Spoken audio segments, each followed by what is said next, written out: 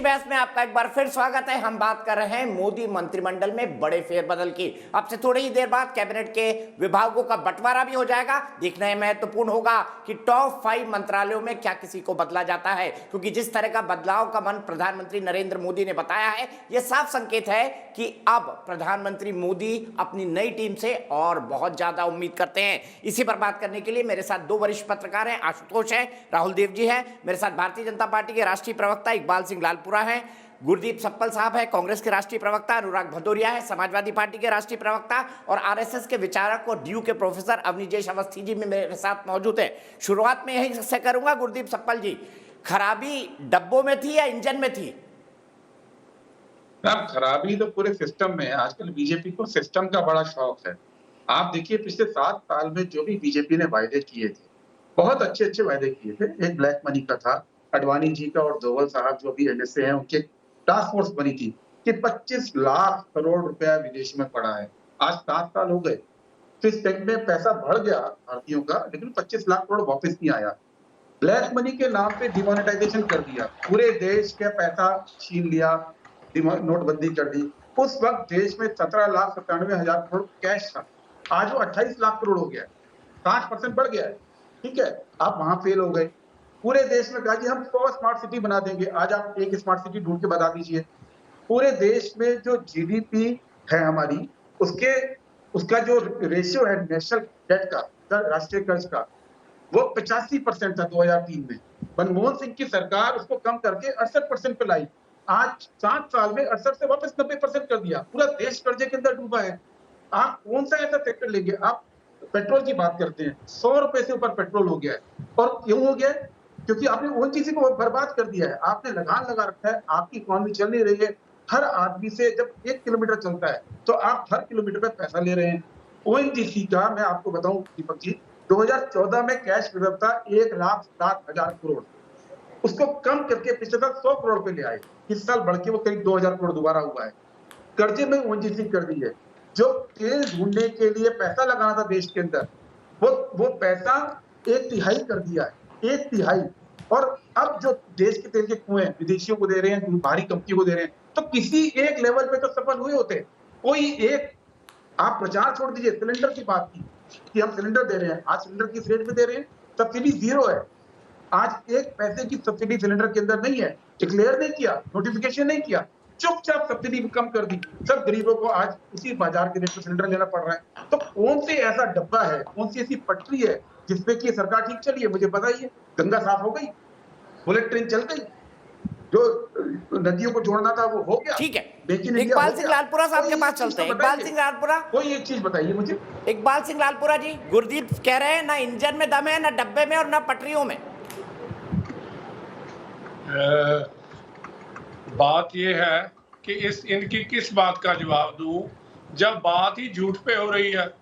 मैं तो एक छोटी सी बात पूछता हूं कि पंजाब में 6 महीने से आपको ये नहीं पता कि आपका चीफ मिनिस्टर कौन है और आपका नवजोत सिद्धू है या दूसरा है। आप यहाँ का काम बंद करके दिल्ली में बैठे हो और तीनों परिवार के जो सदस्य हैं उनमें एकता नहीं है कि फैसला ले लें। दूसरी बात, आप ये आंकड़े कहाँ के गिनवा रहे हैं?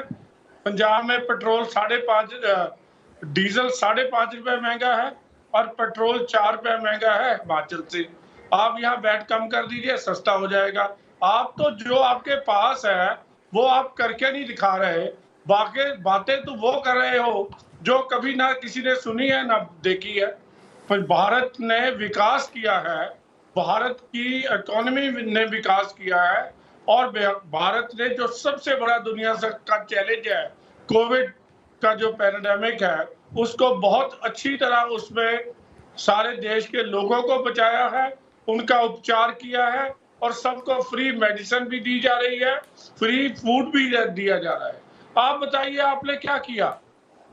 मैं बताता हूँ। ये बातें जो हैं, हाँ बताइए। अभी पंजाब के बारे में बता दीजिए, पेंशन के बारे में सारे एम्प्लॉय रो रहे हैं। अरे हाँ, मैं पंजाब की नहीं, मैं देश में तो आप है ही नहीं, देश में तो आप है ही नहीं। मैं देश की बात क्या करूँगा आपसे? आपको तो 7 स्टेटों में आपसे, हाँ, पंजाब की बात करते करते मुझे समझ नहीं आ रहा गुरदीप सप्पल साहब, पंजाब में कांग्रेस कांग्रेसियों से लड़ेगी या अकाली दल और बाकी गठबंधन से? बिल्कुल, पंजाब की बात करते करते लड़ाई उत्तराखंड में क्रैश कर गई, मुख्यमंत्री बदल गया। पंजाब की बात करते बदल तो दिया हमने दो बदले, कर्नाटक में गौड़ा जी को भेज दिया, कुछ दिनों में वहां भी इसका रंग नजर आ जाएगा कर्नाटक में। ऐसा नहीं है, लड़ाई इनके अपने स्टेट्स में, मध्य प्रदेश में 3-3 लीडर्स के अंदर, 4-4 लीडर्स के अंदर जो लड़ाई हो रही है सबको दिख रही है। तो लड़ाइयों की बात छोड़ दीजिए, सत्ता में लड़ाई। सवाल ये जो मैंने कहा, क्या आज आप कहते हैं महंगाई नहीं है देश में? इकबाल सिंह जी कहते हैं देश में महंगाई नहीं है, हम मान जाएंगे। कह दें कि पेट्रोल इतना महंगा होना चाहिए जो हो रहा है, हम मान जाएंगे। क्या पेट्रोल महंगा नहीं है? क्या आपने ओएनजीसी को खत्म नहीं कर दिया इतने साल के अंदर? कर दिए। अगर नहीं किया तो मुझे बताइएगा ना। आप पूरे देश के अंदर एमएसएमई सेक्टर का भट्टा बैठ गया है। हर आदमी की इनकम 97%, सीएमआई का डेटा है ना, हमारा तो डेटा नहीं है, 97% लोगों की आय कम हुई है और 3% के पास पैसा शिफ्ट हो गया है। जो टॉप 3% है, देश की संपत्ति उनकी जेब में चली गई। नहीं हुआ तो बता दीजिए। अगर आज बीजेपी के प्रवक्ता इकबाल सिंह जी ये कह दें कि देश में महंगाई नहीं है और उस पर इनकी सरकार को काम, हम तो फ्री राशन दे रहे हैं। ठीक है, आप की बात कर रहे हो। It's a simple matter of demand and supply. दुनिया में जो है सप्लाई डीजल और पेट्रोल की, क्रूड ऑयल की, जो उन्होंने प्रोडक्शन ही कम की हुई है ओपेक कंट्रीज ने, तो जब सप्लाई आएगी तब ही जाके इसका प्राइस कंट्रोल होगा। और होगा जरूर, होगा क्यों नहीं होगा। एक लाइन बोल दो, फ्री राशन पे आपकी सरकार ने कहा 96,000 करोड़ रुपए लगा रहे हैं। ठीक है, एक मिनट मैं रोक रहा हूँ, दोनों को रोक रहा हूँ। गुरदीप जी, आपकी आवाज में बड़ी प्रॉब्लम आ रही है, आपकी आवाज आधी सुनाई दे रही है, आधी नहीं सुनाई दे रही है, इसलिए मैं अवनीश जी के पास जाता हूँ। गुरदीप सप्पल का कनेक्शन प्लीज चेक करवाइए, आपकी आधी आवाज आ रही है, आधी आवाज जा रही है। अवनीश जी, आप कहना चाहते थे कुछ, जब गुरदीप सप्पल पंजाब के बारे में कह रहे थे, क्या कहना चाहते हैं? नहीं, मैं सिर्फ पंजाब के बारे में नहीं कह रहा हूँ, और मैं गूगल का बहुत ज़्यादा एक्सपर्ट भी नहीं हूँ, ना मेरी इच्छा होती है, ना मेरी क्षमता नहीं है, मैं तो सच बात। ठीक है, बहुत बड़ी खबर आ रही है। अमित शाह को मिनिस्ट्री ऑफ कोऑपरेशन का प्रभार दिया गया है। अमित शाह को मिनिस्ट्री ऑफ कोऑपरेशन का प्रभार दिया गया है, सूत्रों के हिसाब से ये जानकारी आई है। मैं बता दूं, कैबिनेट के पोर्टफोलियो आने लगे हैं और अमित शाह को मिनिस्ट्री ऑफ कोऑपरेशन का प्रभार दिया गया है। एक नया मंत्रालय शुरू किया गया है जिसमें मेरे ख्याल से, जो मेरी समझ है उसके हिसाब से, राज्यों और सेंटर को के बीच कोऑर्डिनेशन बेहतर हो। कोविड काल में हमने देखा कई राज्य सरकारों ने आरोप लगाया, जैसे दिल्ली ने लगाया ऑक्सीजन नहीं है, ऑक्सीजन नहीं है, ऑक्सीजन नहीं है। जब सप्लाई की बात आई तो किस तरह के ऑडिट की बात आई तो आम आदमी पार्टी सरकार कुछ और कहने लगी। तो ये बड़ी ब्रेकिंग न्यूज है। अब नीचे अवस्थी जी बताइए। मैं एक बात कह रहा था कि मैं आपसे पूछना चाहता हूं एज ए पत्रकार कि यूपीए 2 के कितने मंत्रियों को भ्रष्टाचार के कारण इस्तीफा देना पड़ा था। सबसे महत्वपूर्ण बात है कि पिछले 7 सालों में इस एनडीए की सरकार में, नरेंद्र मोदी की सरकार में, एक भी मंत्री को भ्रष्टाचार के कारण मंत्रिपरिषद से बाहर नहीं जाना पड़ा है। ये देखना चाहिए इस देश को, इस देश की जनता को, पत्रकारों को, मीडिया को देखना चाहिए। जहाँ तक व्यवस्था का सवाल है, आप कोरोना में अव्यवस्था का सवाल उठाते हैं। जो मेडिकल सिस्टम है वो 2, 3, 4, 5 साल में एम्स नहीं बन जाते, उसके लिए लंबा समय चाहिए होता है। सिर्फ 7 साल या 5 साल या 4 साल या 2 साल या 6 महीने में नहीं आप देख सकते। जिसकी सबसे अच्छी व्यवस्था है अमेरिका में मेडिकल व्यवस्था, वहाँ पर कितनी मौतें हुई और यहाँ पर कितनी हुई। वहाँ पर सबसे अच्छा होने के बावजूद नहीं उसको नहीं संभाल पाए। और अगले सालों में कुछ व्यवस्था बढ़नी चाहिए। 70 सालों में जो मेडिकल व्यवस्था जिलों तक, गांवों तक जिस तरीके से पहुंचनी चाहिए थी, नहीं पहुंची ना, ये सच है ना। और आपने अभी कहा कि जिस दिन ऑडिट की बात हुई, ऑक्सीजन ऑडिट की, उस दिन ऑक्सीजन की कमी खत्म हो गई। स्वास्थ्य मंत्री बनाया गया है मनसुख मांडविया गुजरात से आते हैं। मनसुख मांडविया के पास कई सारी जिम्मेदारी प्रधानमंत्री दे दी थी अनौपचारिक तौर पर, वैक्सीन के बारे में और बाकी चीजों के बारे में। उन्हें बनाया गया है स्वास्थ्य मंत्री। तो ये बड़ी खबर है। मनसुख मांडविया देश के नए स्वास्थ्य मंत्री है, प्रधानमंत्री के फेवरेट लोगों में से एक है और कोरोना की दूसरी लहर में लगातार और सतत काम किया था मनसुख मांडविया ने। स्वास्थ्य मंत्री मनसुख मांडविया को बनाया गया है। नया स्वास्थ्य मंत्री देश को मिल गया। आशुतोष, क्या टिप्पणी देंगे? मुझे लगता है कि ये तो इस पे निर्भर करता है कि वो काम किस तरीके से करते हैं। मैं फिर एक बार कहना चाहता हूं कि मंत्रियों के फेरबदल करने से फर्क नहीं पड़ेगा, अनलेस कि मंत्रियों को टैलेंट के हिसाब से ऑटोनॉमी दी जाए, उनको फैसले लेने की आजादी दी जाए और उनके ऊपर भरोसा किया जाए। प्रधानमंत्री कार्यालय जो है अनावश्यक रूप से उनके ऊपर दबाव ना डाले। ये महत्वपूर्ण बात। लेकिन अभी एक थोड़ी देर पहले ब्रिजेश जी एक बात कह रहे थे कि सरकार ने भ्रष्टाचार के आधार किसी का इस्तीफा नहीं लिया। मैं उनको एक छोटी सी बात याद दिलाना चाहता हूँ। बोफोर्स के बाद पहली बार ऐसा हो रहा जब दो देशों में भारत से संबंधित मामलों की जांच पड़ताल हो रही है। पहली भारत बायोटेक को लेकर जांच पड़ताल ब्राजील में हो रही है और दूसरी राफेल को लेकर फ्रांस में हो रही जांच पड़ताल। अगर इनके नतीजे सामने आए तो हो सकता है भारत सरकार, देश के प्रधानमंत्री को बहुत शर्मिंदगी का सामना करना पड़ जाए। इसलिए ये कहना कि भ्रष्टाचार के आरोप में किसी के इस्तीफे नहीं लिए गए, ये कोई बहुत अच्छी बात नहीं है।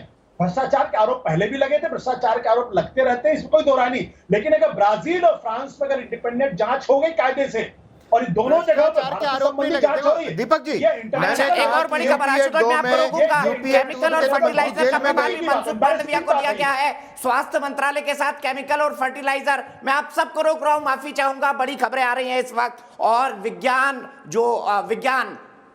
का जो प्रभार था वो नरेंद्र मोदी खुद देखेंगे। साइंस एंड टेक्नोलॉजी, विज्ञान और प्रौद्योगिकी, प्रधानमंत्री नरेंद्र मोदी खुद देखेंगे। ये दो मंत्रालय जहां तक मुझे याद है स्वास्थ्य मंत्री हर्षवर्धन के पास थे।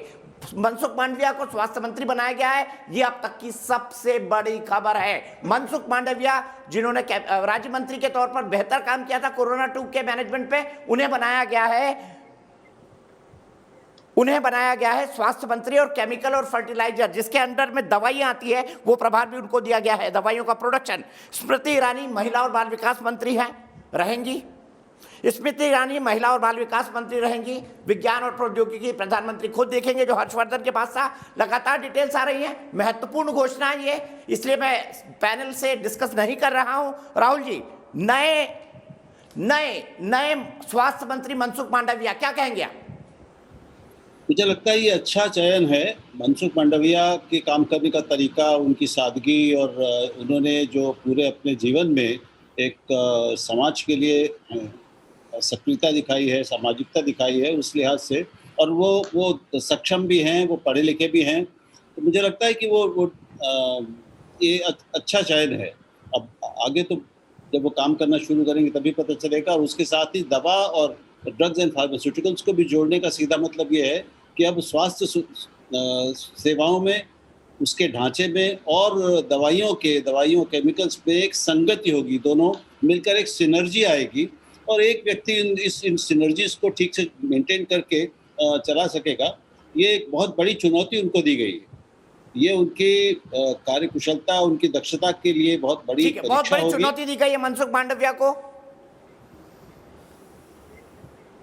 ये बहुत बड़ी परीक्षा होगी मनसुख मांडविया के लिए। मनसुख मांडविया प्रधानमंत्री के साथ बहुत नजदीकी से काम करते रहे हैं, गुजरात से आते हैं, एक अच्छे वर्कर माने जाते हैं, भारतीय जनता पार्टी के एक पुराने हैंड है और मनसुख मांडविया पर प्रधानमंत्री बहुत भरोसा भी करते हैं। इसलिए सबसे चैलेंजिंग जॉब अगर किसी को मिला है तो वो मनसुख मांडविया को मिला है। दोनों केमिकल एंड फर्टिलाइजर्स का भी उनको चार्ज दिया गया है और साथ ही साथ स्वास्थ्य मंत्रालय का। मनसुख मांडविया जो है वो शिपिंग और केमिकल फर्टिलाइजर्स के राज्य मंत्री थे, भावनगर से आते हैं, साथ ही साथ भारतीय जनता पार्टी में शुरू से बने हुए हैं। 2012 से वो राज्यसभा के मेंबर हैं। ज्यादा उम्र नहीं है, मात्र 48 साल की उम्र है मनसुख मांडविया की, 48 साल की उम्र के हैं। 31 मई 2019 को सबसे पहली बार मंत्री बने थे। उसके बाद से मनसुख मांडविया ने एमए इन पॉलिटिकल साइंस है भावनगर यूनिवर्सिटी से, राज्यसभा के मेंबर हैं, बहुत सिंप्लिसिटी पे भरोसा करते हैं, अपनी पदयात्राओं के लिए जाने जाते हैं। वो पदयात्राओं पर विलेजेस में अवेयरनेस क्रिएट करने के लिए जाने जाते हैं। इस contribution to serving the nation can also be seen from his active participation in Pradhanmantri Bharatiya Jan Aushadhi परियोजना PMBJP के ये प्रभारी रहे हैं। He was recently honoured by the UNICEF and others for his contribution to women's menstrual hygiene, यानी महिलाओं की जो हाइजीन होती है उसके काम के लिए उन्हें जाना जाता है। यूनिसेफ भी उनको अवार्ड कर चुका है। वो अपनी इंटेलेक्ट और थॉटफुल लीडरशिप के लिए भी जाने जाते हैं। उन्होंने यूनाइटेड नेशंस में भी भारत को रिप्रेजेंट किया है, जिस पर उन्होंने 2030 का जो एजेंडा है फॉर सस्टेनेबल डेवलपमेंट, उस पर उन्होंने यूएन में स्पीच दिया था।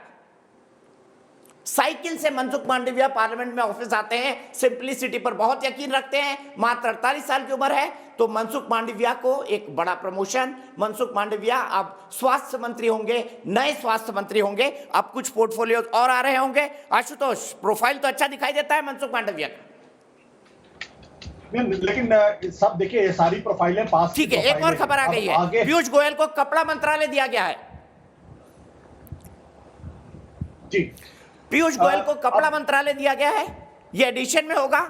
जहां तक मुझे याद आता है, स्मृति ईरानी महिला बाल विकास के साथ साथ कपड़ा मंत्रालय भी देख रही थी, जो पीयूष गोयल को दिया गया है। जी आशुतोष, माफ कीजिए, रोका। मुझे लगता है कि इस पीयूष गोयल को निराशा हुई होगी, क्योंकि पीयूष गोयल लंबे समय से अपने आप को वित्त मंत्री के तौर पर देख रहे थे और उनको लगता था कि हो सकता है वो वित्त मंत्री बन सकते थे।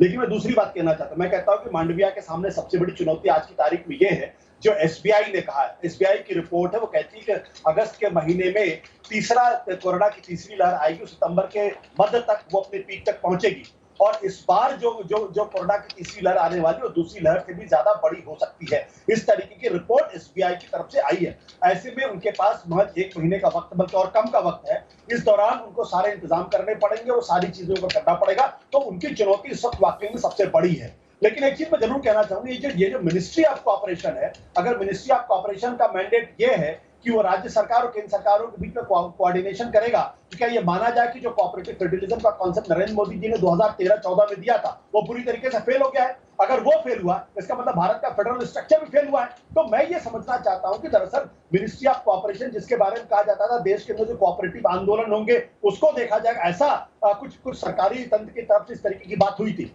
तो मुझे ये बात समझ में अभी फिलहाल नहीं आ रही कि इस मंत्रालय का रोल क्या होगा। ठीक है, और अमित शाह, आशु, मैं आपको रोकूंगा, एक क्विक ब्रेक ले रहा हूं, क्योंकि कैबिनेट के पोर्टफोलियोज लगातार आ रहे हैं। उसके बाद मैं आपको बताऊंगा कि अब क्या होगा। क्विक ब्रेक के बाद वापस आएंगे। किसको क्या, कॉमर्स और इंडस्ट्री भी पीयूष गोयल देखेंगे, उपभोक्ता मामलों के मंत्री भी पीयूष गोयल हैं, ये एक खबर और आ चुकी है। थोड़ी देर रुक जाइए, ब्रेक के लिए रुकते हैं, ब्रेक के बाद तुरंत वापस आते हैं, आपको बताएंगे किस मंत्री को क्या विभाग मिला।